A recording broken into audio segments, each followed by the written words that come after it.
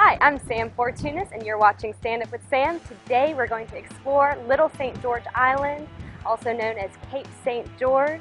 It's the uninhabited island directly to the west of St. George Island. There's tons to do, tons to see on this beautiful barrier island.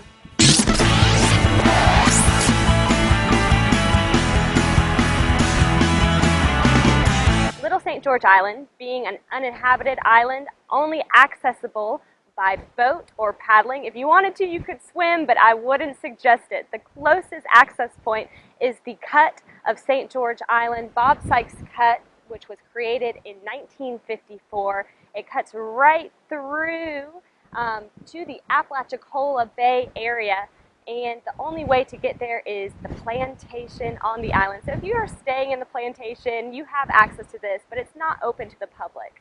The best way to get here would be to charter a boat, come on out here, and check it out. So being a part of the barrier island system, it's a protection. It's the first line of defense for hurricanes that are coming to the mainland of Apalachicola. Also has a very unique ecosystems, lots of different little habitats. So you're going to have the dunes that we're standing on top of now.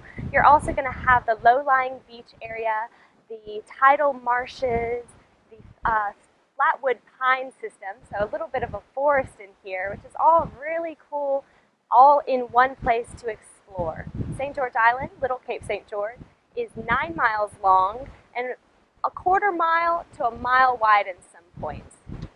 Cape St. George is a barrier island outside of Apalachicola. It's directly 7 miles from Apalachicola to here on this island that we're exploring today. Being a barrier island, it's going to have a couple different natural habitats. We're going to have the flatwood pine system, which looks like a little jungle and forest. We have a barrier ridge dune that we can walk up on, explore, look out, see the beach, see the bay. Really beautiful here. Of course, you're going to have the low-lying sandy beaches, and into the interior and onto the bay side, you're going to have the tidal marsh systems. This wonderful ecosystem is going to bring lots of amazing habitat wildlife. You're going to have nesting shorebirds, migratory birds. You're also going to have the loggerhead sea turtles that come up onto this beach, lay their eggs year after year.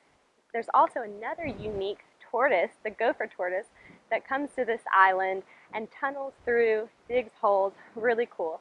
Other little creatures you could find could be lizards, reptiles, snakes, and if you're very lucky, a fox or a coyote.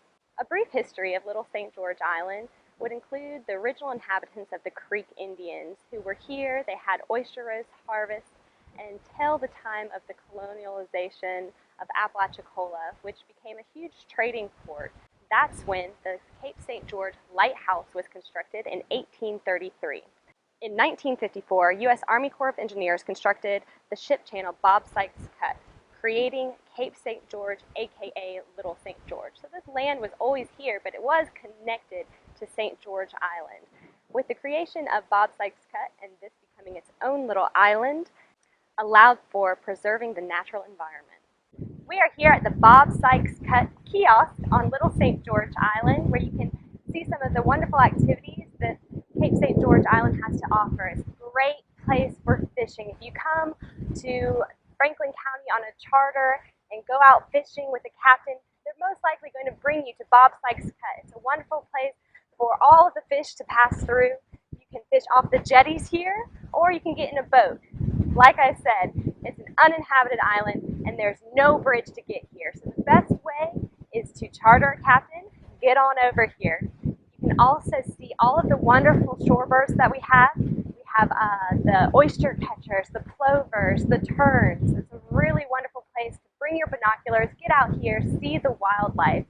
Also, new to Cape St. George is we have hiking trails, which is going to be wonderful when you want to just get off the beaten path, go on an adventure, explore, get out there, take a hike. You can even camp out here. There's primitive campsites set up. Just one thing to remember is that there's no restroom, so make sure you use the restrooms before you come or you're prepared for that. Little St. George Island is a leave no trace.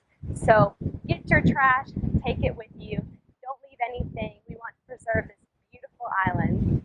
So that concludes our time on the Cape. It's beautiful out here. I'd highly suggest you get a captain, come on out here and see all that Little St. George has to offer.